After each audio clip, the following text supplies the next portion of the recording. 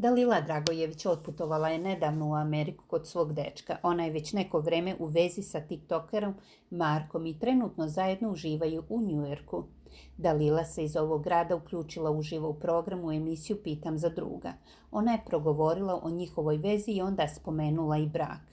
Našalila se da preskače korak veridbe, pa su mnogi pomislili da je najavila da staje na ludi kamen.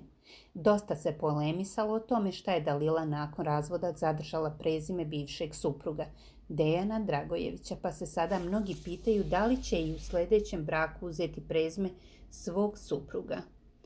On neće da se slika, tu je u autu. Znaš kako je, kada se to sve objavilo, bilo je loših naslova. Ne može svaka osoba da se nosi sa tim, tako da izbegavamo taj pritisak.